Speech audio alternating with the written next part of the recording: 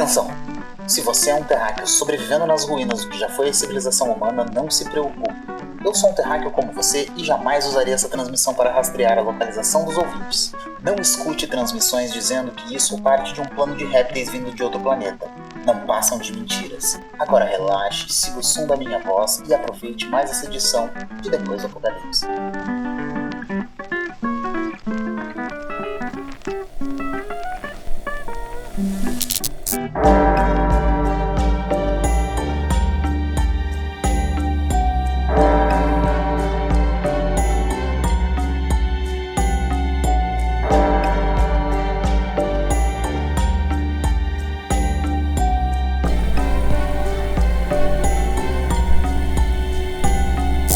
Como sempre, eu sou o Bino, reptiliano albino. Eu sou o Franco maçom. E eu sou o Negromante. Então, pessoal, hoje o episódio vai ser sobre mais uma figura histórica e a gente vai estar falando da Elizabeth Bathory, como vocês viram pelo vídeo aí, ou Elizabeth Bathory, né? Eu pesquisei um tradutor de um programa de pronúncia. E a pronúncia que me deu foi algo do tipo Arjeba Bathory. Nossa. Algo assim. Eu sei que tem uma pausa no meio do Bathory, né? É Baltori. O que eu vi em húngaro moderno foi Arjebat. Então a gente vai chamar ela por todos os nomes históricos que ela já foi chamada. Então é Elizabeth, Isabel, Erzébet, Elizabeth. 555 nomes. A família dela também é Bathory, Baltor, Balter. A gente vai chamar eles do que a gente quiser. E, como acontece sempre quando a gente vai falar de alguém, do tipo de figura histórica que ela é, né? Uma figura que foi tão problemática e que foi acusada de coisas tão terríveis, né? A gente vai precisar voltar bastante no tempo. Vai ter que ir bem antes do nascimento da Elizabeth para entender esse contexto em que ela estava inserida ali. Antes, inclusive, da gente começar, eu vou fazer um desafio aqui pra gente, enquanto estiver falando, que é a gente não pode falar em Game of Thrones. Pode ser? O que é uma pena, né? Mas eu já tinha pensado em falar no negócio desde o início do episódio, já tava pensando, eu vou ter que usar Game of Thrones pra fazer certas comparações. O que a gente pode falar, então, seria assim, eu ia falar de Game of Thrones, mas não posso. Pode ser. Tá, e alguma comparação com Drácula? Não, com o Drácula tá liberado. Com o Drácula tá liberado.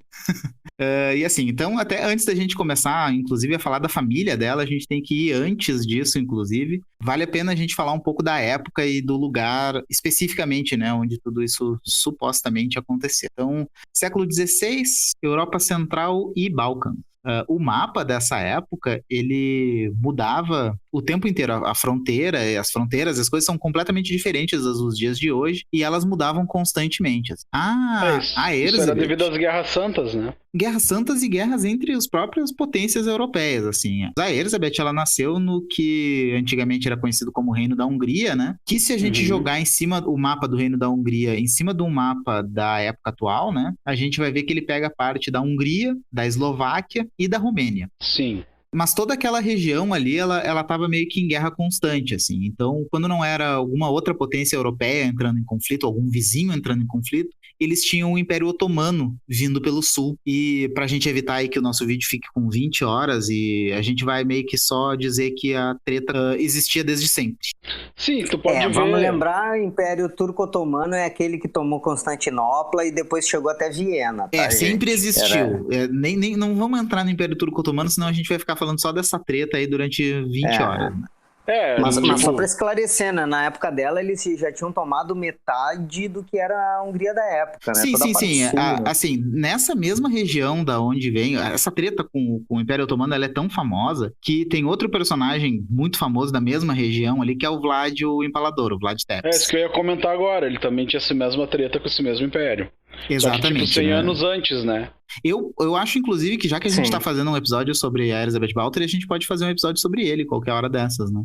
Podemos. Pode. Mais pra frente. Esse foi um cara que também ficou famoso, assim, pelas torturas e por toda a carnificina que ele cometia contra os otomanos. Tu vê que o pessoal dessa região é meio que fã desse tipo de comportamento, né? Pois é, então, o Vlad Tepes foi 150, 170 anos antes da Erzébet, né? E ele já empalava as pessoas, ficou famoso por empalar todo mundo e fazer florestas de gente empalada. Então, É que é os Balcãs, né, cara? Lobisomem, Aquela bruxa. região ali é sinistra, né? Transilvânia. Galera se odiava, Transilvânia é bem ali. E além do Império Otomano ao sul, então o Reino da Hungria ainda tinha a Áustria no oeste. A Áustria, que nessa época eles exerciam um poder político gigantesco na região ali, e estava em campanha nessa época para concretizar definitivamente a anexação do Reino da Hungria. Depois eles até conseguiram fazer isso e virou o Império Austro-Húngaro, né? Mas durante essa época só foi se estabelecer isso depois. Durante essa época eles estavam só tentando, né? E no período em que a história da Elizabeth se passou, então,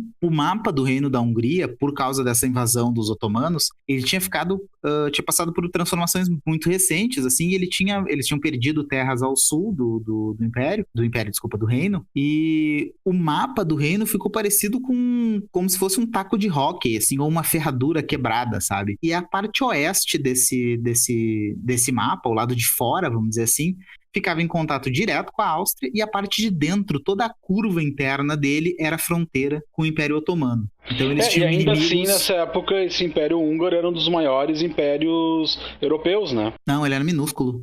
É certeza. Sim, ele era bem pequenininho.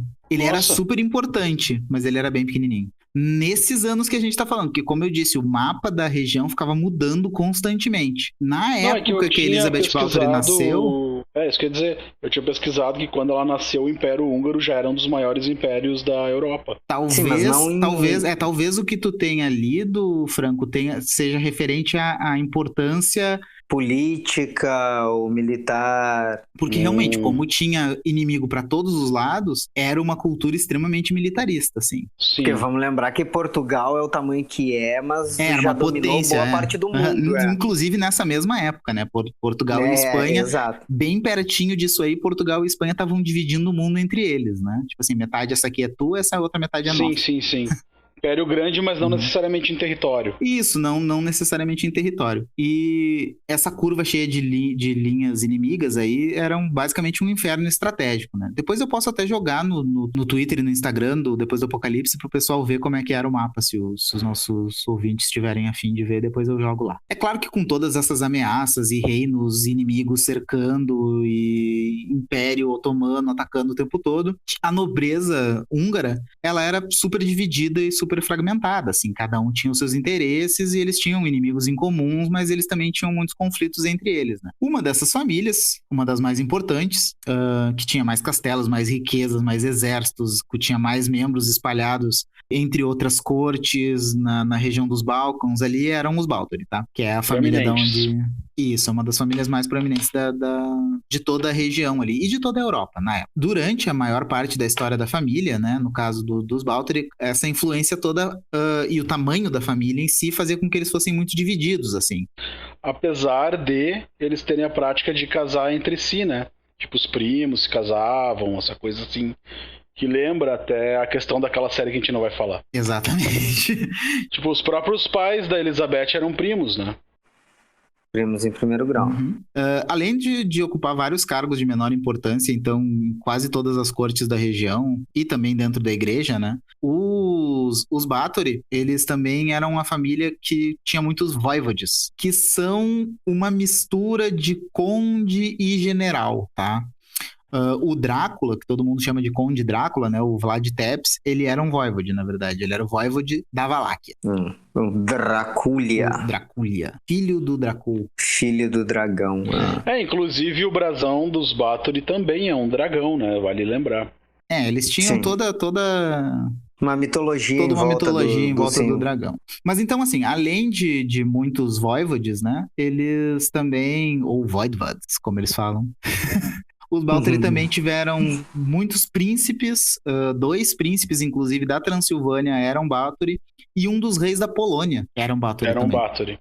Né? E com tantos nobres em posições influentes, não é da gente estranhar que a família tivesse dinheiro e riquezas praticamente infinitas, né? Eles tinham, inclusive, muita gente especula que eles tinham mais riquezas que o próprio rei da Hungria, né?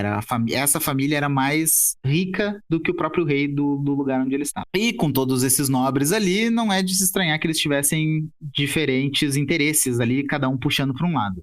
Especificamente no século XVI, que é onde a história da nossa Elisabetinha vai se passar, né?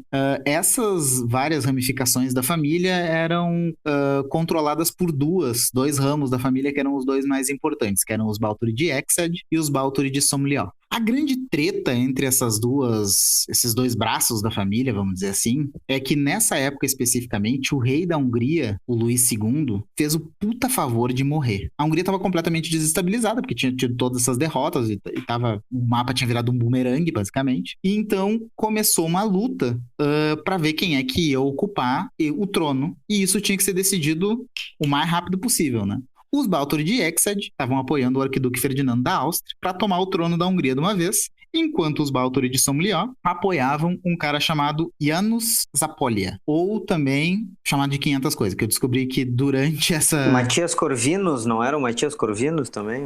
Não era o Matias Corvinus, era o János Zápolya. Só que eu descobri que o nome János, ele pode ter praticamente qualquer interpretação, tá? Porque assim, a gente vai encontrar o nome dele como Ivan, Janus, Johan, Jean, João. Enquanto o arquiduque Ferdinando tinha 500 nomes em sequência, o João compensava tendo 600 variações do próprio nome. O João, então, ele era o cara que era apoiado pela nobreza do reino da Hungria e pelos Balturi de Somlió, enquanto que o arquiduque Ferdinando, ele era o cara das relações internacionais, assim, ele era muito mais do jogo de influências europeias como um todo e muito menos da região em si, e ele era apoiado pelos Balturi de Exed. Ele funcionava como um diplomata. Ele seria a opção mais diplomática para diplomacia externa, enquanto que o João seria a opção da diplomacia interna, para manter a ordem dentro do reino, né? Apesar do Ferdinando ser o mais poderoso dos dois nobres, o João Zápolya, ele é o cara que, junto com o avô da Elizabeth Báthory, tá? Depois que eles derrotaram um insurgente chamado Jorge Dosa, tá? Eles fizeram um quadro que vai pintar a cena de por que tu apoia o João e não o Ferdinando. Porque a forma como o avô da Elizabeth e o João executaram esse cara mostra como é que era a realidade onde ela nasceu e o tipo de família de onde ela vem. O Jorge Dosa, ele era um cara que tinha... Bom, vou ter que resumir a história dele aqui bastante, então depois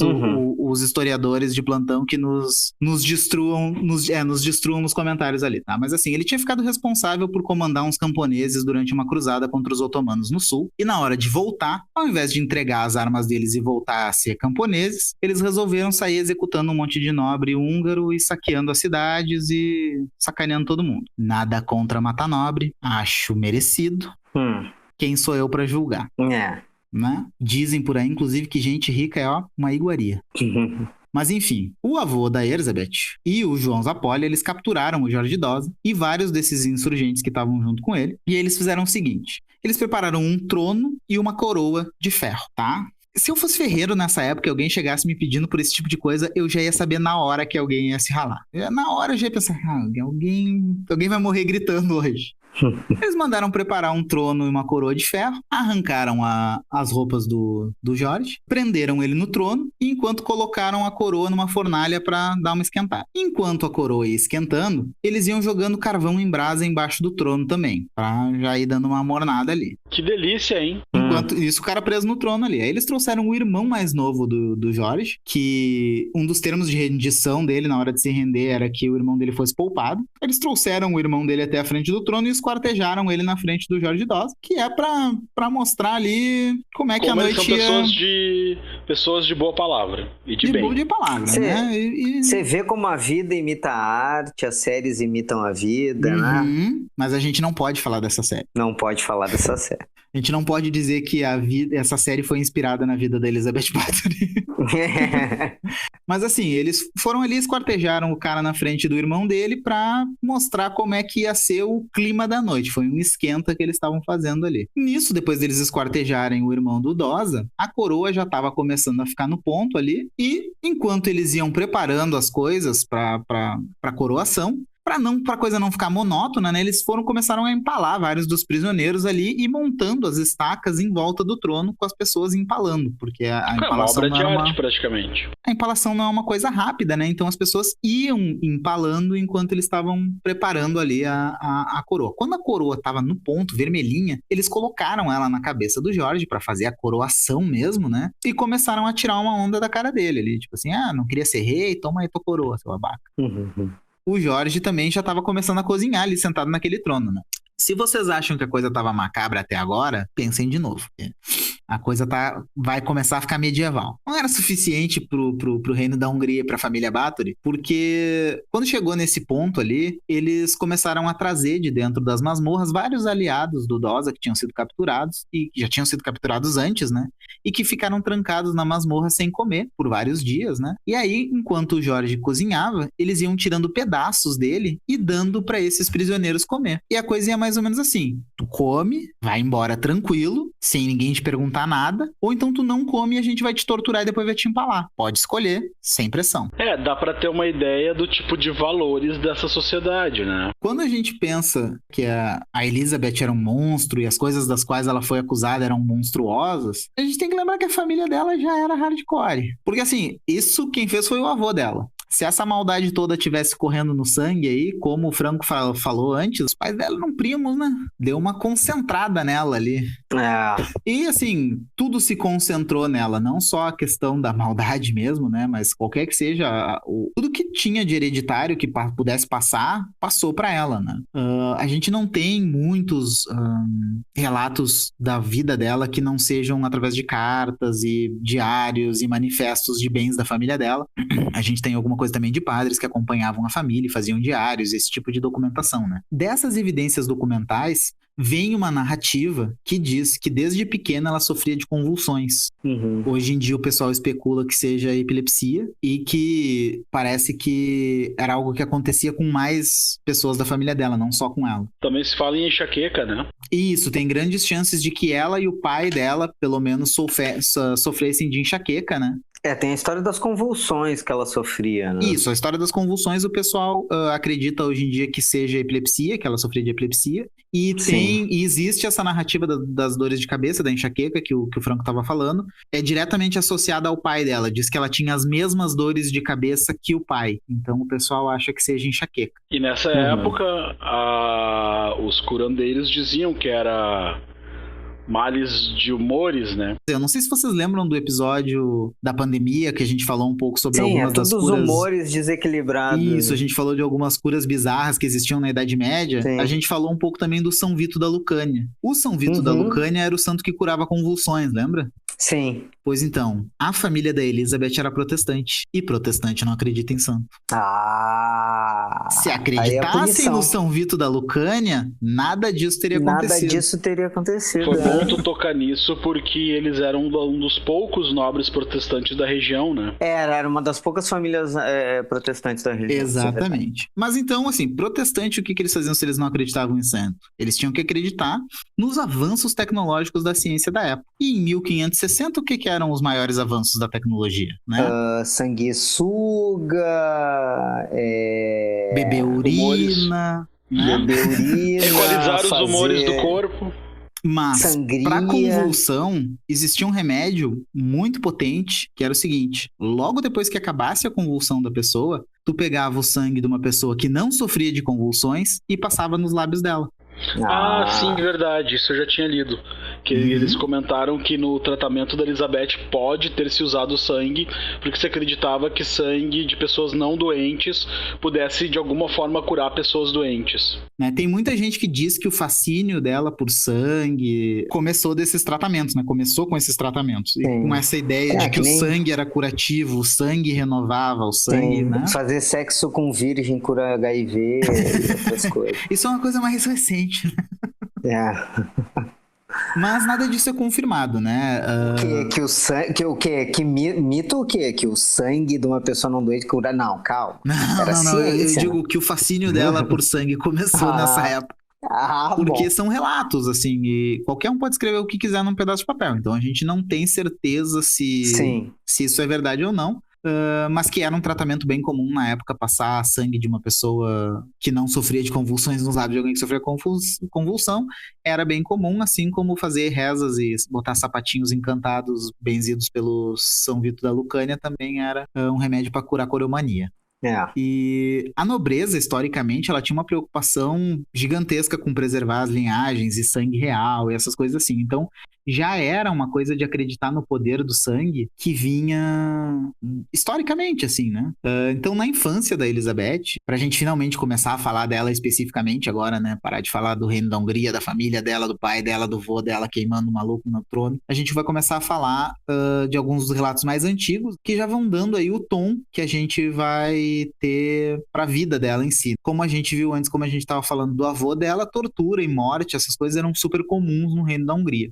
De maneira nenhuma, torturar e matar alguém era uma coisa reservada aos inimigos de guerra, apesar do país estar sempre em guerra. Era muito mais comum tu ver um servo sendo torturado do que um inimigo de guerra. Normalmente, inimigo de guerra tu mata. Se tu tinha prisioneiro, se tu queria fazer um show que nem o Vlad Tepes fazia, tu empalava todo mundo, mas o normal era só matar. Se era alguém muito importante, tu pedia resgate. Exato, né? Esse tipo de coisa. Servos na Europa Central, nessa época especificamente, eles eram poucos direitos a mais do que um escravo, tá? O único recurso legal que um servo tinha nessa época era o próprio senhor das terras onde ele morava. Então, se era o senhor das tuas terras que tava fazendo alguma coisa contra ti, tu não tinha ninguém pra reclamar. Vai fazer o quê? Vai chamar a polícia? Quando tu herdava o castelo, tu herdava as vilas no entorno com as pessoas. Então, com as pessoas, exatamente. Eles eram objetos da aristocracia, no caso. Como se fosse um escravo, tu herda a pessoa, né? E fazer parte da nobreza nessa época, então, fazia com que fosse necessário que as crianças fossem sendo desensibilizadas com coisas como punições,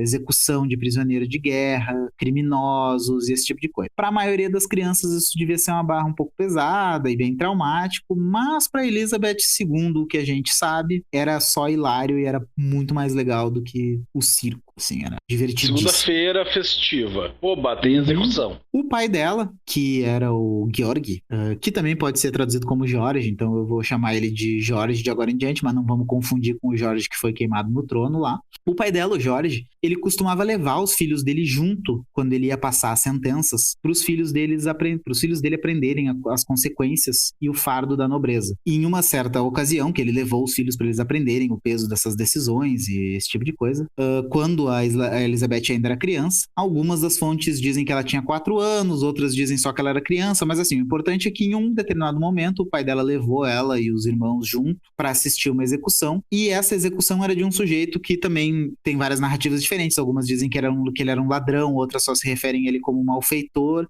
e tem umas que dizem que ele vendeu um dos filhos para os turcos. Enfim, esse cara, ele foi sentenciado a ser quebrado na roda, que é uma forma de tortura, e depois de ser quebrado na roda, ele seria costurado dentro de um cavalo moribundo. E aí, segundo esses mesmos relatos, enquanto ele estava sendo costurado dentro do cavalo moribundo, estava todo mundo achando muito macabro e horrível, menos Elizabeth, que estava rolando de rir no chão e ficando praticamente histérica enquanto o bandido tentava botar a cabeça dele para fora da barriga do cavalo e o carrasco ia costurando ele lá dentro. Uma coisa light, um senso de humor assim, Adam Sandler. Cabe lembrar que até o século XVIII as execuções públicas eram algo muito comum na Europa, né? Sim. Toda execução ela era pública e as pessoas comuns eram obrigadas a assistir, né? Sim, né? De que outra forma tu ia educar os dissidentes. E vamos pensar assim, não tinha televisão, né? Então, esses programas que a gente tem hoje em dia, que se tu apertar demais a TV começa a escorrer sangue, era o entretenimento da época também. Era aquilo ali ao vivo, né? Exatamente. Quem sabe faz ao vivo, né? Mas como eu disse, né? Tipo, além dela achar graça dessas coisas saudáveis infantis aí que a família dela levava ela pra assistir, ela também era conhecida por ter surtos violentos incontroláveis. Era uma criança chiliquenta. Só que isso não foi um problema para a família dela durante muito tempo, porque nós estamos falando aí dos anos de 1500 e lá vai pedrada, nós estamos falando do século XVI, e nessa época casava muito rápido e ia morar com a família do teu marido logo em seguida. Então, aos 11 anos, foi arranjado o casamento dela entre a Elizabeth Bathory e o Ferenc Nadasdy. O Ferenc ou Ferenc, depende como as pessoas preferem chamar. Ele era um nobre também, de uma família também da região, uma uma família um pouco menos importante do que a família dela, mas isso quando a gente for falar do casamento deles, a gente vai falar mais de perto, da parte dela casada com ele. Eles noivaram quando ela tinha 11 anos de idade, ele já tinha uns 14 ou 16, e ela foi mandada, então, pra morar no Castelo Nadasd, na região de Sarvar. Uma coisa que vale lembrar também é que o Ferenc, ele não tinha a educação refinada da Elizabeth, né? Exatamente, uma coisa que eu esqueci. Sim, ele era de família soldado. militar. Ele era mais militarizado que ela. É que a educação dela, os Bathory, e principalmente o pai e a mãe dela, não todos os Bathory, mas o pai e a mãe dela especificamente, acreditavam que a educação das meninas era tão importante quanto a dos meninos. Então ela falava 5 idiomas. Sim, ela tinha uma educação elevadíssima, né? Ela, inclusive, falava latim, que era a língua do clero, e a família dela nem era católica, e ela falava latim. E ela, inclusive, falava esloveno, que é a língua dos servos. Então, os servos dela não podiam nem falar mal dela pelas costas, que ela entendia do que eles estavam falando, né? E, além disso, ela escrevia compulsivamente. Depois, na época que ela acaba sendo presa, vou dar um spoiler aqui, ela acaba sendo presa, tá? Na época da prisão, eles disseram que ela escrevia compulsivamente, e se acabasse as tintas, se acabasse os papéis, ela escrevia nos lençóis, e se acabasse a tinta, ela escrevia com o próprio sangue. Então, era uma mulher à frente do seu tempo, letrada, e que foi, então, aos 11 anos de idade,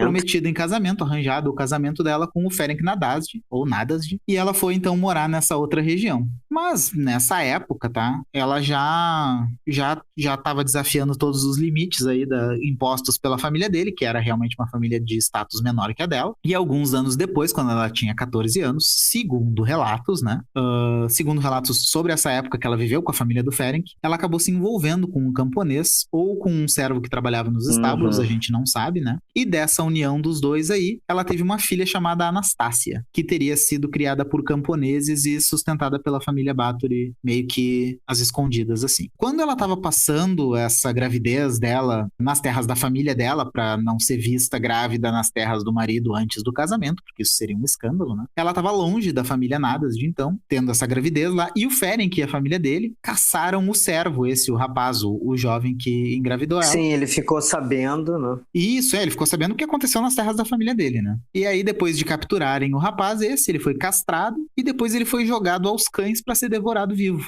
E isso, até onde essas fontes relatam, e de novo a gente não tem certeza da validade dessas fontes, mas isso despertou na Elizabeth um interesse por esse jovem. Quem é esse jovem que vai lá e castra alguém e depois joga ele aos cães famintos? Talvez esse meu noivo não seja um desperdício. Bunda mole. Né? Talvez esse meu noivo sirva pra alguma coisa, porque se ele vai lá e castra alguém e joga ele pros cachorros, deve ser boa gente. Sim, e dá pra ver que o interessante é que a família do Ferenc não resolveu dissolver o casamento, né? Da importância da família Bathory. Da importância da família dela. Ela era um dote maravilhoso, tá louco? Sim, não. A família era tão importante que ele teve que adotar o sobrenome dela, né? Sim, ele não... E de novo, ele não teve que adotar o sobrenome dela. Ele preferiu adotar o sobrenome dela porque era um sobrenome muito mais imponente, muito mais importante. Os meus relatos são divergentes quanto a isso.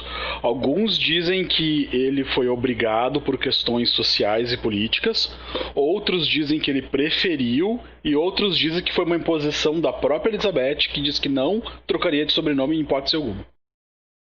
Mas a vida dela é cheia de ICs, né? Uhum. Mas eu diria que imposto ou não, eu acho que mesmo que não fosse imposto, o marido dela ia querer, entendeu? Não, com certeza. Tipo, fica quem é que não ia querer? Quem é que não ia querer ter um sobrenome Windsor? Não é mesmo? Jolie. E depois disso, então, depois do despertar desse interesse dela, esse fascínio dela pelo Ferenc, eles finalmente casaram, né? E o casamento deles, assim como a história do pai levar os filhos para ver as execuções e mostrar o peso da nobreza, a gente não pode falar naquela série.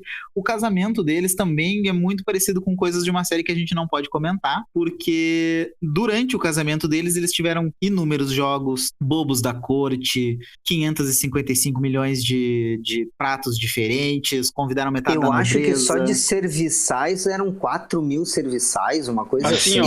A cerimônia, ela aconteceu no palácio de Vranov Nad Topolou. Não sei se eu pronunciei certo. Não. Ela foi no... Provavelmente não. Enfim, ela foi no dia... Bom, vocês não podem dizer com certeza que não, mas enfim. Não, eu sei que não. Eu não sei como pronuncia, mas eu não sei... Eu sei que tu pronunciou errado, mas eu não sei como é que se pronuncia também. Então, ela aconteceu no dia 8 de maio de 1575, tá? E ela contou com a presença de 4.500 convidados, o que já era um número bem expressivo para essa época. Não, 1575, não foi 1515? Não, 1575, Negromante. Eles chegaram, inclusive, a convidar o Papa. Ele não foi, mas eles convidaram. Sim. Dentre as festividades lá, eles tiveram, enfim, justas, eles tiveram duelos, eles tiveram dança, tiveram música, e eles tiveram uma parte da cerimônia em que ela e todas as aias e damas de companhia dela se vestiram e se esconderam atrás de véus e ficavam se exibindo e dançando em volta do Ferenc, e ele tinha que descobrir quem era a Elizabeth. E ele descobriu. Percebam, então, que era um amor verdadeiro. Ou foi o cheiro de sangue, né? Ou isso. Ou ela já tinha matado tantas das servas que era só ela e mais duas. Eles eram um casal bem compatível, né, cara? Porque o Ferenc também não é conhecido por ser bonzinho. Depois ele acaba sendo conhecido por impor castigos muito pesados aos servos, que iam além do que qualquer outros nobres da região fazia. E sempre com a esposa junto e, tipo, no caso...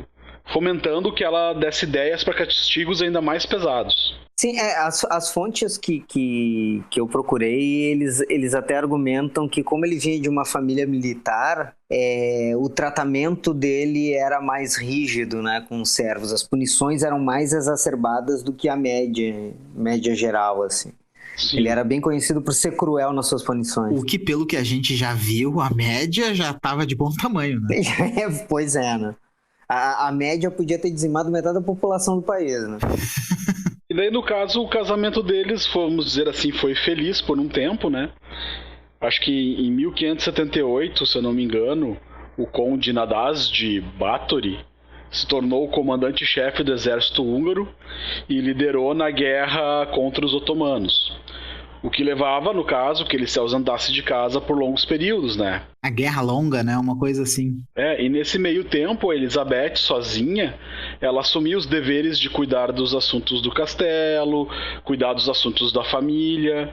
A partir daí, as tendências sádicas delas começaram a ficar cada vez mais evidentes, porque ela, assim como com o marido fora de casa, a disciplina que ela empregava nos próprios servos era cada vez mais violenta e agressiva, porque ela talvez se sentisse na obrigação de mostrar que não é só porque o homem saiu que as coisas mudaram, sabe? Sim, e ele ensinava, ele começou ensinando para ela, por exemplo... pegar um papel, trançar, molhar com óleo e colocar entre os dedos dos pés das criadas e aí até a fogo no papel, né? Ah, sim, para elas acordarem.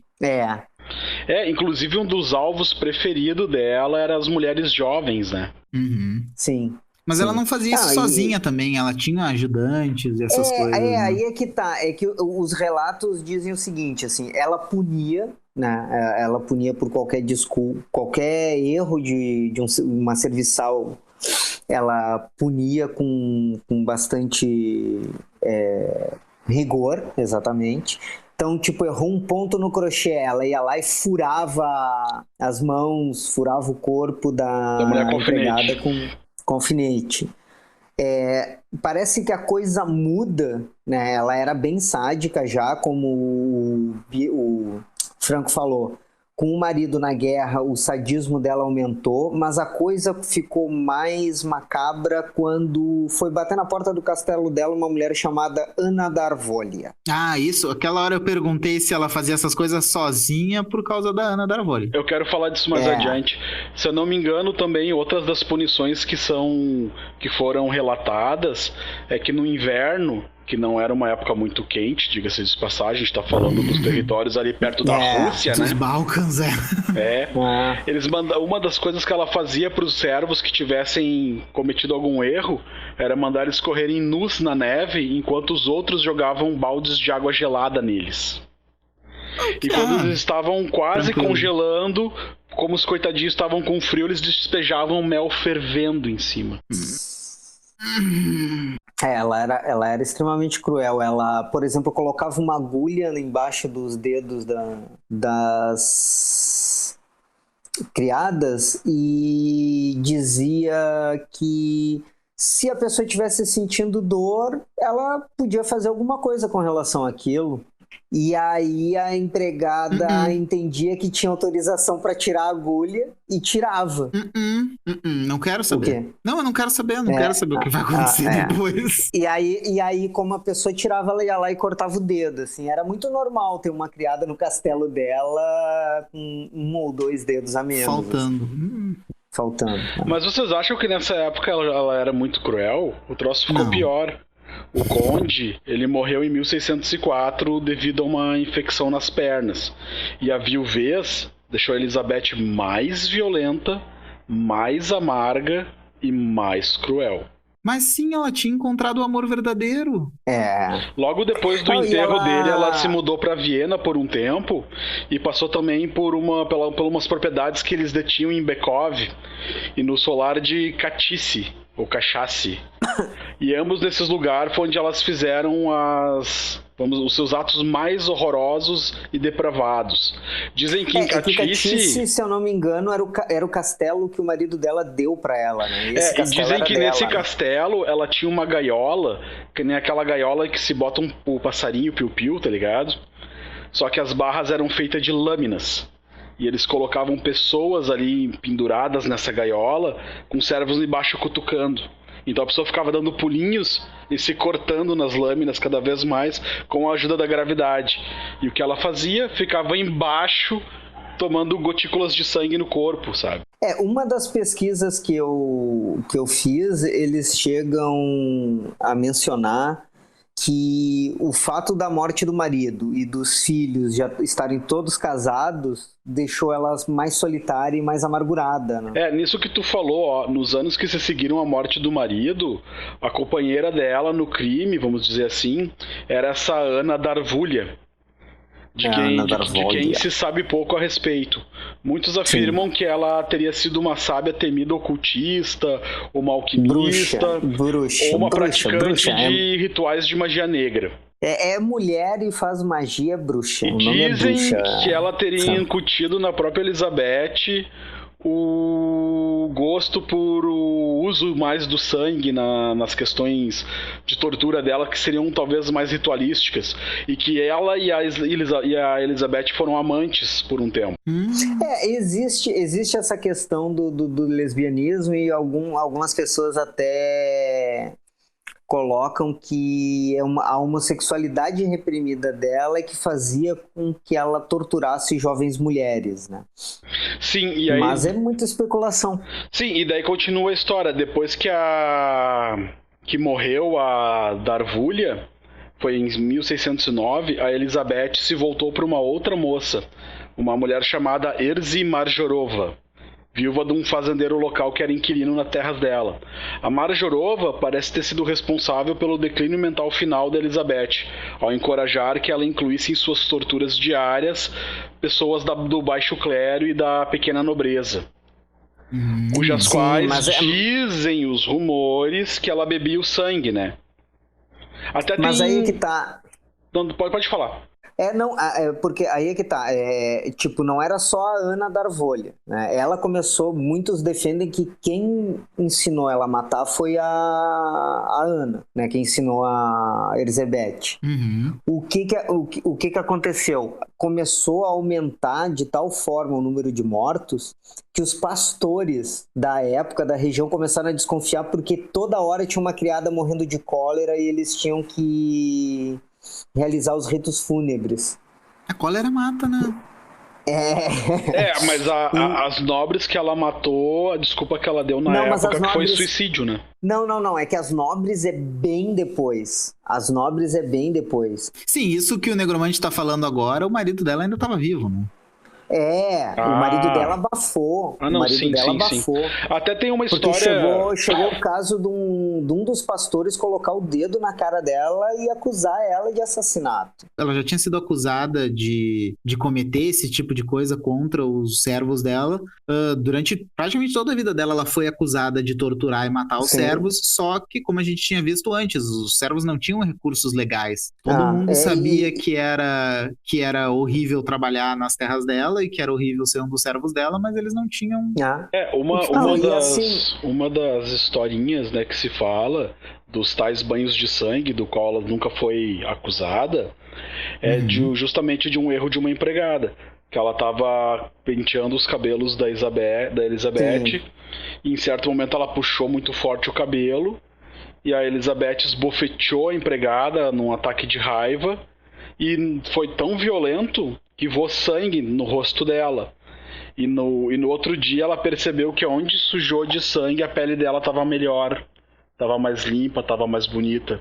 E talvez isso teria motivado ela a ter todo esse interesse pelas propriedades mágicas do sangue, os tais banhos de sangue que se dizem que aconteceram depois, dos quais, como eu disse antes, ela nunca foi acusada. Né? Vou dizer pra vocês que hoje em dia, em 2020, século 21, máscara facial de sangue existe, viu? Então.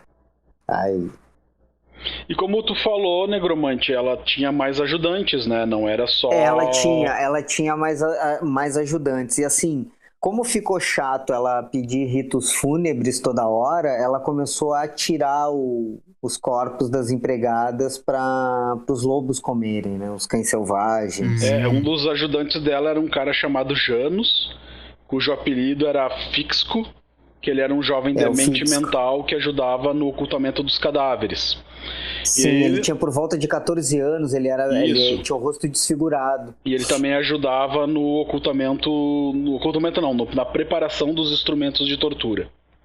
Sim. Aí tinha uma mulher, que era a Helena Jo, que era a ama dos filhos da Elizabeth e enfermeira do castelo, e a Doroteia Zensus, ou a Dorca, que era a velha governanta da Catherine Bekneski, que era uma jovem lavadeira colhida pela condessa. E a Kathleen, ela também fazia parte desse grupo. Na verdade, no julgamento, ela é a única que o pessoal pega leve, né? Sim, dizem que ela estava dormindo com um dos juízes, por isso que ela foi poupada, porque todos os outros, depois que confessaram através de tortura, em seguida foram executados, menos a Kathleen.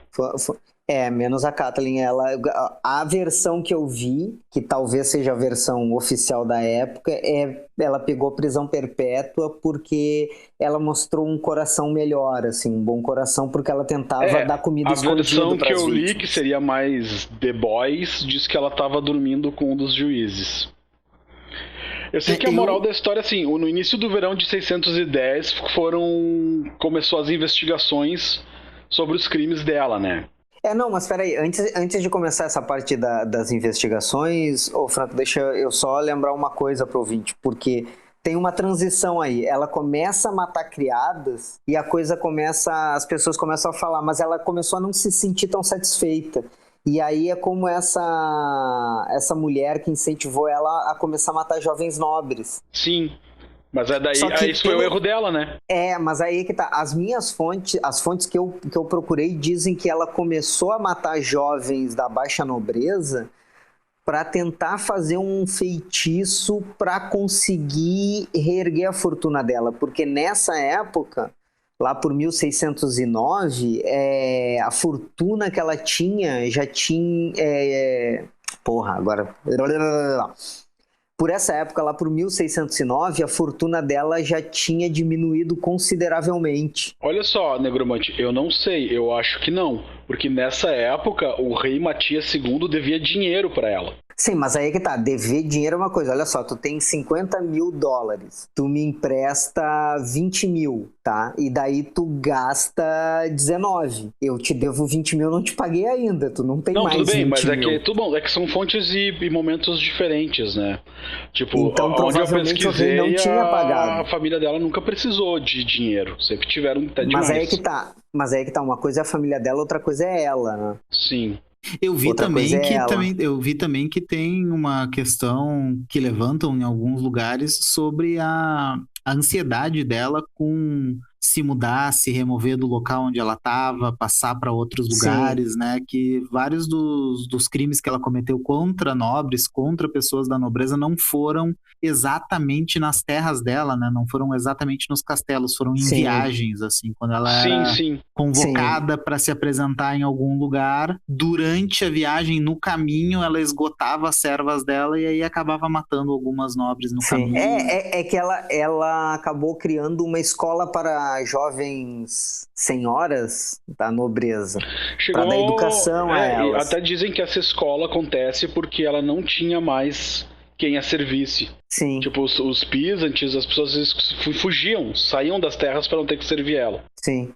É que algumas fontes que eu procurei, eles chegam a levantar a questão porque a Hungria, numa determinada época, começou a passar, por causa das diversas guerras, começou a ter um declínio econômico, então as pessoas estavam sem dinheiro e passando fome. Então muitas pessoas, apesar de saber da fama dela, enviavam os filhos como criados porque, tipo, é uma boca menos, entendeu? Sim. Se sobreviver, sobreviveu. É, sabe? Que nem passear na floresta dos contos infantis. A Hansel e da Gretel. Então ela funda essa escola e daí as jovens da pequena nobreza começam a morrer e ela cria umas desculpas muito esfarrapadas, assim. Fulana teve um surto psicótico, matou a coleguinha. Isso chegou ao ponto que o próprio rei Matias, apesar da influência da família dela, não podia mais ignorar. Aí ele ordena uma investigação, né? Uma coisa que nós não falamos, depois da morte do marido dela, quem ficou como tutor da fortuna, da herança, das coisas, era o primo Jorge dela, né? O Georg Turso, né? Isso. Ele que, na verdade, gerenciava as finanças da família, vamos dizer assim. Ele era primo e cunhado, né? Porque ele era marido da irmã mais velha dela. Isso. E dizem algumas pessoas que ele fez um acordo com um dos maridos do filho dela durante o julgamento. Algumas pessoas falam que o acordo se refere aos bens da família, outros falam que era para defender a Elizabeth, que já que ela era uma mulher, vamos lembrar disso, ela não teria condições de se defender sozinha. E no testamento do marido ele deixa um pedido para esse cara cuidar dela, né? É o que eu ia dizer, porque a fonte que coloca ele como o curador dela, né? O curador o curador. Mas aí que tá, as fontes que eu pesquisei, elas afirmam que o Georg Turso, ele estava no leito de morte do Ferenc, e o Ferenc pessoalmente pediu pro Georg cuidar da mulher dele, não deixar a mulher dele desamparada. Sim, é por isso que algumas fontes dizem que, na verdade, o acordo do Georg Turso com o conde lá, marido da filha dela, era para manter ela viva, pra ela não fosse executada. Não, e aí é que tá, né? O Georg Turso, ele tava inclinado a deixar passar um pano em tudo. Sim. Sabe? Ele foi uma vez... Não, aí é que tá. Segundo algumas fontes, ele tava inclinado a deixar tudo passar. E aí ele fez a inspeção... Isso, e chegou lá no meio de uma sessão de tortura, né? Não, aí é que tá, essa é a segunda inspeção. Ele fez uma inspeção antes e daí ele disse, eu não tenho provas suficientes para acusar ela, vamos deixar assim. Só que aí ela convidou ele e o rei, convidou entre aspas, né? Eles foram fazer o tirateima, convidou o rei e o Georg para um jantar e ela se mostrou muito nervosa. E alguns homens do rei e do próprio Turso comeram um bolo. E na hora começaram a passar mal. Eu lembro de ter lido isso também, que ela teria tentado envenenar assim, ele. Isso aí é veneno, ela tentou envenenar o rei. O rei tava junto, vamos embora daqui. E daí, quando eles voltam, eles pegam ela no meio de uma tortura. Um ritual, na verdade. Que, na verdade, algumas fontes dizem que não era nenhuma tortura propriamente, não era tortura pela tortura, mas era um tipo de ritual para matar o Georg Turso e o rei Matias. Eu também cheguei a ler essa fonte, é verdade. Mas não assim, vi nada dessa história de envenenamento aí. Mas se encaixa bem com o que ela faria. Acho, talvez, que o que tire um pouco de credibilidade dessa história é só que eu acho que ela tentaria matar eles de outra forma, viu? Pode ser que sim. Tá. O que eu imagino, se eu não me engano, tá nos autos do processo esse acontecimento. Eu sei que em 1610 teve início as primeiras investigações sobre os crimes, tá? Que foi autorizada as investigações. Dizem que o verdadeiro objetivo das investigações não era conseguir uma condenação. Eles queriam, na verdade, confiscar os bens dela e suspender o pagamento que a dívida que a coroa tinha contraído com o marido dela que tinha morrido. No caso, as dívidas... Que não era pequena, né? Não, era uma dívida bem, bem volumosa, do rei Matias II. Ela foi presa no dia 26 de dezembro do mesmo ano. E o julgamento teve início alguns dias depois, que foi conduzido justamente pelo Georg Turso. Que, por sinal, de certa forma, convinha para ele que ela fosse condenada, né? Porque ele seria um dos beneficiários das terras. Eu sei que semanas após essa primeira sessão, foi realizada uma segunda sessão no dia 7 de janeiro de 1611. E ela foi, então, apresentado como prova uma agenda que foi encontrada nos aposentos da Elizabeth, aquilo que o Bino tinha falado, ela era uma escritora compulsiva, né? E nessa agenda continha os nomes de 650 vítimas, todas elas registradas pela própria letra da Elizabeth. E isso até é uma das coisas que coloca ela no Guinness Book como a mulher que mais assassinou pessoas na história. Isso é meio controverso, porque eu vi várias fontes. É controverso. Dizem que até 80 é o oficial, né? As fontes variam entre 80 e 650, algumas outras 250 a 650. Mas vamos dizer que seja 10%, né, pessoal? Vamos dizer que seja só 10%. 65 pessoas não é pouca gente pra matar, né? É mais que Ted Bundy. Uma das coisas curiosas desse julgamento é que ela não teve presente em nenhuma das sessões. E os cúmplices dela, que eu tinha comentado antes, eles foram executados logo depois de terem confessado. O fixo lá, o que tinha problemas mentais e era desfigurado, ele foi decapitado. A Dorcas ela teve os dedos arrancados e foram jogados na fogueira, a Dorcas e a Ervis. E a Catarina foi, como a gente comentou antes, a única que sobreviveu. Não, que foi inocentada. Eu tenho fontes que dizem que ela pegou perpétuo. Mas eu vi em algumas fontes que dizem que teve mais de 300 testemunhas, né? Não, teve mais por causa dos criados que viam. Eu li inúmeros relatos, no caso, não cheguei a ver números, né? mais de 300 testemunhas, assim... Com relação ao que tu falou, Bino, do tipo, eu acho que ela teria matado de outra forma, eu também concordo. É que o que eu acho, se eu não me engano, tá nos autos do processo, o evento ocorrido que o rei e o Georg Turso foram jantar no eu castelo. Lembro de ter lido algo a respeito, só não lembro se era oficial ou se era alguma dos rumores. É que assim, né, gente, vamos lá, vamos ser sinceros. Idade Média, não tinha geladeira, aquela gente porca que era aquela gente europeia da Idade Média. Então, assim, quem sabe a comida já não estava estragada, os caras comeram e passaram mal. E aí já usaram como motivo. Não, às vezes não é nem usar como motivo, Franco. Às vezes é o seguinte, tu entra num lugar, tu sabe que a pinta é do mal. Tu sabe que a pinta matou muita gente. E aí, cara, na primeira dor de barriga que tu tem, tu pensa, putz, me matou, né, cara? A ironia de tudo isso é que ela foi condenada à prisão perpétua justamente no castelo onde ela cometeu as maiores barbaridades, que era o castelo esse de Catsice. Mas o que aconteceu? Eles fugiram, quando o Turso volta, né, eles ficaram na entrada do castelo com os soldados do rei, né, ele levou um pequeno exército, já para prender a Elizabeth, e eles ouviram cânticos sendo entoados, segundo os relatos.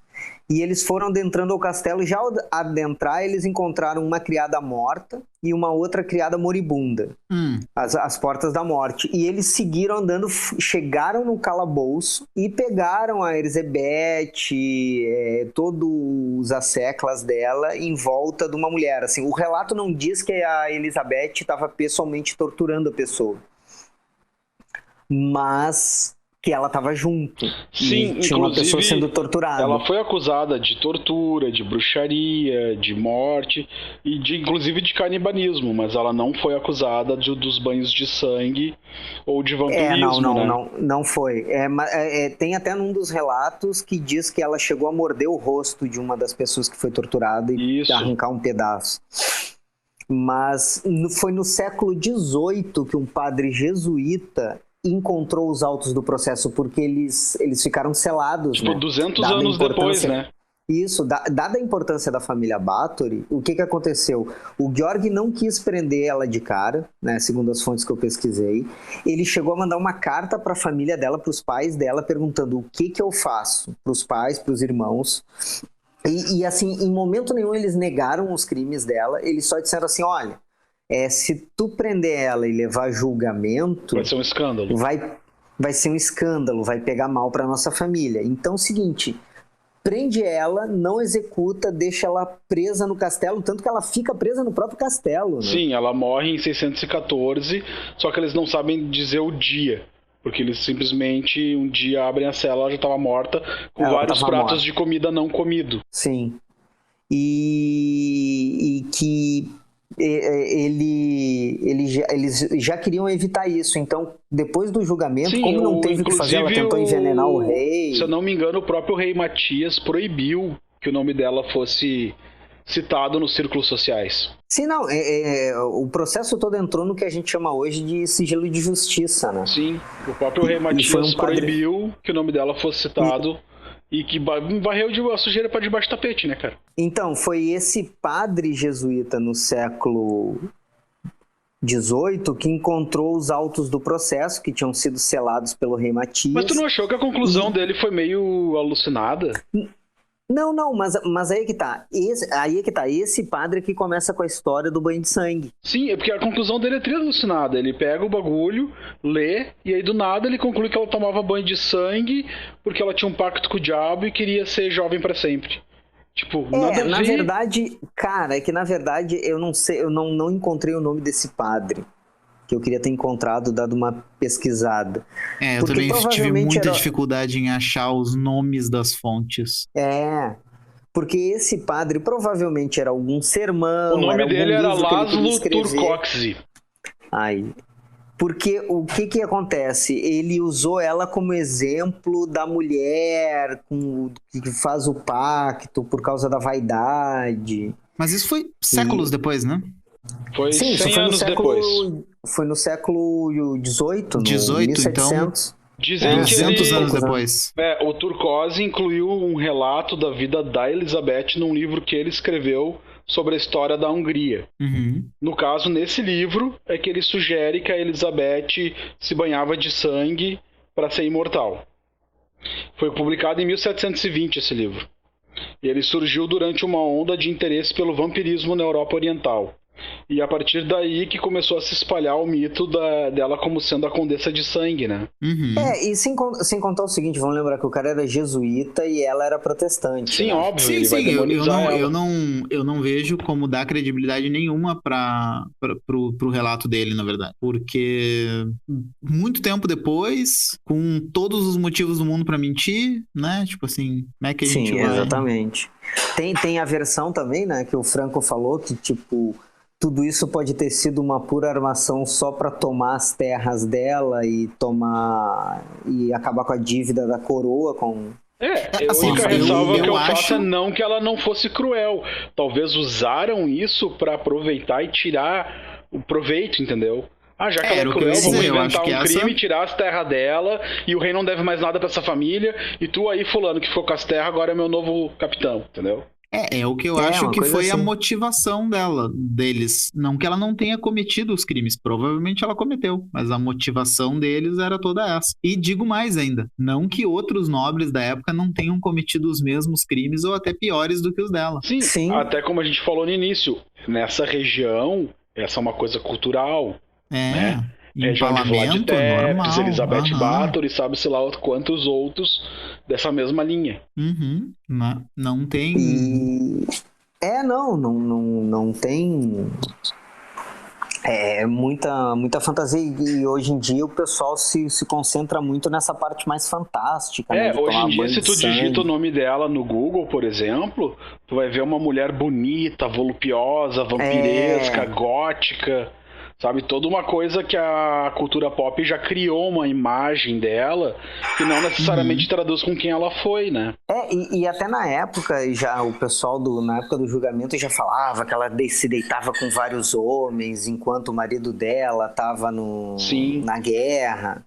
Sim, o padre no livro dele dá a entender de que ela era muito... como é que chama? Quando a pessoa é muito bonita, se acha muito bonita, vaidosa? Vaidosa. Muito vaidosa. Muito vaidosa e muito cheia de luxúria, sabe? Mas enfim, essa representação que ela acabou tendo pela cultura pop é a representação dela que acabou ficando, né? Porque hoje em dia... que ficou... Inclusive livros, peças de teatro, jogos de videogame, até em RPG ela é citada com essa visão, né? Sim, exatamente. Que é o glamour do vampiro, do misticismo, mas nos próprios autos, as mais de 300 testemunhas, nenhuma delas fala em banho de sangue das vítimas. Não.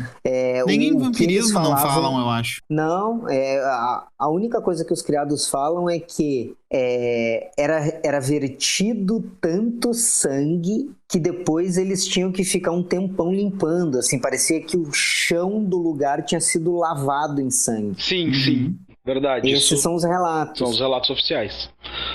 Mas não que ela se banhava no sangue das vítimas. E dizem que quando ela foi presa, ela começou a ter os ataques de raiva e indignação. Os ataques de raiva dizem que ela tinha desde criança, né? Sim, só manteve o padrão, né? O que eu acho curioso é que com tudo isso, porque ela teve filhos e tal, e ninguém desses filhos meio que vieram socorrer a mãe, né? Todos eles ficaram na sua, dividiram as terras, fizeram acordo com o rei e deu. Mas que imagina imagina se a tua mãe tem mania de matar. Não, a mãe é foda, cara. Matou de novo, velho. Onde é que a gente vai enterrar? Tu nunca viu aquele filme antigo, Mamãe é de Morte? Mamãe é de Morte, eu ia falar nele também. Mamãe é de aconteceu sangue. Mesmo. Aquilo aconteceu mesmo, Mamãe é de Morte. Sério? Eu podia falar. Sério, aquilo lá é real. Mentira. Não. Fiquei chocado. Talvez não com toda aquela... Sim, óbvio, né? Com todo aquele roteiro, vamos dizer assim. Mas assim como a própria Elizabeth Bathory, né? Que foi o que foi romantizado, porque mesmo a descrição dada por esse jesuíta, que na minha opinião já é muito fantástica e fantasiosa, a gente tem que lembrar também que depois o próprio Bram Stoker, quando ele escreveu o Drácula, ele não se inspirou só no Vlad Tepes, ele se inspirou nela também, né? Sim, se inspirou nela também. Só um adendo pra corrigir, Mamãe é de Morte não foi um caso real, não. Ai, que bom. Dei uma olhada aqui só pra conferir. Porque eu já tava ficando assustado. Só dei uma olhada aqui pra conferir, mas não foi. Não, cara, que tem tantos casos de coisa de filme que tem uns que... Sim, tipo o Massacre da Serra Elétrica. Tipo aquele Monster com a Charlize Theron, que ela ganhou o Oscar pelo filme. Aquele lá é de verdade, sim. A maluca. Tem até dá pra ver as entrevistas dela, tem como olhar no YouTube as entrevistas dela. A mulher era doidona. Muito doida. Mas então, ouvintes, lugar melhor o sem que ela. vocês acharam da Elizabeth? Culpada, inocente, vítima de uma conspiração? É bem difícil saber, um pouco de cada, né? Concordo com o Negromante. Eu acho que, no mínimo, um pouco de cada, né? Um pouco de cada. Porque, assim, a criação que ela teve foi essa, né? Tipo, desde pequena. Não que a gente possa colocar toda a culpa no sistema onde ela estava inserida, mas Sim. boa parte talvez seja, porque se a gente for pensar, as crueldades que ela cometia, as coisas que ela fazia, se a gente for traçar um paralelo com o Brasil aqui, não é muito pior do que muito senhor de engenho fazia. Exato. É verdade. Né? E os filhos desses senhores de engenho, desde pequeno, eles eram ensinados a reproduzir aquelas coisas, e quando eles se tornavam adultos, eles reproduziam aquilo com os escravos deles. Então... Até a história do negrido pastoreiro, que ele é colocado mel e jogado no formigueiro, é algo bem com cara de Elizabeth Bathory, né? Por sinal, sim. a gente tava falando antes sobre a trouxinha de papel entre os dedos. No relato que eu vi, a história da trouxinha de papel entre os dedos vem de uma ideia que ela deu pro Ferenc de colocar as meninas amarradas numa árvore e jogar mel em cima e esperar os insetos virem. Só que as meninas desmaiavam muito rápido, e daí ele ensinou pra ela a colocar as trouxinhas de papel no meio dos dedos e botar fogo pra elas acordarem. Olha só, que casal maravilhoso, né? Casal que tem os mesmos interesses, cara. Entendeu? Almas gêmeas. Aí Não claro, é à toa, você ouvinte... Isso me faz pensar para os jogadores de vampiro, ó. Não é à toa que os Tsmizi são dessa região. Você ouvinte que não acredita em alma gêmea, tá aí, ó. Tá aí. Entendeu? O casal que tortura unido, ele permanece unido. Até que o marido morre e ela surta. E vai pro Killer Spree. Vira a Dona Cólera. Mas tu vê, se ela não tivesse talvez se envolvido a matar as pessoas da baixa nobreza, ela podia ter seguido anos e anos matando, torturando, e não ia acontecer nada. O que eu acho doido e que a gente deve se perguntar é quantos não fizeram isso, hein? Quantas Elizabeth Bathory a gente só não sabe que existiram e matavam aí. E ela é considerada não só a principal mulher serial killer, ela é considerada a primeira serial killer registrada da história, né? Olha, interessante. Eu tinha visto só que ela era a mulher com o maior número de mortes que tinha causado. Não, ela é considerada ela é considerada a primeira serial killer. É que nem o Bino falou, né? Quantos não vieram antes dela? Tu acha mesmo que no Antigo Egito não faziam essas coisas? Faraó. Eu posso. Fala sério, né? Tipo, aqui, eu sou Deus. Tipo, tô aqui bebendo na minha taça de chumbo. Bem doido. Bem doido, casado com a minha irmã, bem faceiro, que minha irmã não me dá bola. Tipo Cleópatra, só que ela era, no caso, ela era grega, né? A Cleópatra era era egípcia, mas ela era da dinastia ptolomeica. Eles eram da 23ª ou 24ª dinastia, eu acho, algo assim. Realmente, as pessoas na antiguidade eram uma coisa muito louca. E nobreza, cara, nobreza era todo mundo parente, assim, o Dom Pedro I, ele era de Orleans e Bragança, e se eu não me engano ele era Habsburgo também. Então, era todo mundo parente, né? Sim. Como eu falei, eles tinham um fascínio, eles tinham toda uma mítica envolvendo o sangue, a pureza do sangue, e não podia misturar. Então, eles casavam entre eles, era bem comum. Sim, e até hoje, cara, se tu parar pra pensar, porque é sempre um auê quando alguém da nobreza... Casa com camponês? Asiática, casa com plebeu. Tipo, olha o Andrew, ele casou com uma atriz americana, e ele só pôde casar porque ele é o 100º na linha de sucessão, ninguém tá aí pra ele. Ninguém tá aí, faz o que tu quiser. Faz o que tu bem entender. Tipo, teu tio casou com uma atriz pornô, então... Ninguém liga. Namorou uma atriz pornô e é amigo de um pedófilo. Fofocas da nobreza. Com Negromante. Cara... Negromante sempre foi republicano, cara, porque Negromante acredita que, tipo, nessa terra tu não leva nada, sabe? Não leva título, todo mundo morre do mesmo jeito e eu trago de volta do mesmo jeito, todo mundo apodrece igual. Mas no Japão, vocês lembram quando o filho do Hirohito casou com uma camponesa, também uma plebeia, foi um auê no Japão? Essa a gente acha que é especial, entendeu? E daí tá de novo um Aue aí, porque ele tem, o atual tem uma filha só, né? Tem uma filha só. Não vai ter sucessão da linhagem. Vai ter que passar pra ela. Vai ter que passar pra ela. É que, na verdade, tipo, se tu pegar, eles dizem que tem 3.000 anos, linhagem direta, mas não é bem assim, é que eles interpretam de uma forma diferente da forma ocidental, então dá pra dizer que a linhagem é direta, entendeu? Não é que nem tipo a Inglaterra, que foi trocando e os caras não conseguem se remontar lá ao primeiro rei dos ingleses. Tipo, tanto que os Windsor, na verdade, essa dinastia que tá aqui, os caras são alemães, né? Eles até trocaram de nome. Eu não ia tocar nesse assunto, mas é um sobrenome inventado, né? É um sobrenome inventado. Cara, mas é tudo inventado. Dizem até que os Kaiser davam a monarquia risada. saudita... A monarquia saudita, que é coisa mais inventada do que a monarquia saudita. Obrigado, Negromante. Muito obrigado. Vamos mexer com a Arábia Saudita, um país tão tolerante. É verdade, né? Vamos ser explodidos. Mas, Bino, se te decapitarem, nasce de volta. Pelo menos isso. E então... outra, a gente já tá depois do apocalipse, que falta explodir. É verdade. Não tem mais nada pra queimar, não tem mais nada pra explodir, não tem mais nada pra secar, não tem mais preço pra subir. Acabou. E falando em depois do apocalipse, quem quiser mandar dicas pra gente, pro nosso podcast Depois do Apocalipse, pode encontrar a gente no Twitter. @podcastdepois. Ou pode encontrar a gente no Instagram. @Depois do Apocalipse Podcast. Tudo em minúsculo. Tudo em minúsculo. E pode encontrar a gente também no YouTube, no podcast Depois do Apocalipse. No Spotify e no iTunes, no Apple Podcast. Que dá tudo no mesmo. Pode procurar a gente no Apple Podcast, pode no procurar iTunes, no é tudo a mesma coisa. Então a gente vai ficando por aqui, pessoal. Então era isso, pessoal. Durmam bem. Tchau. Tchau. Tchau.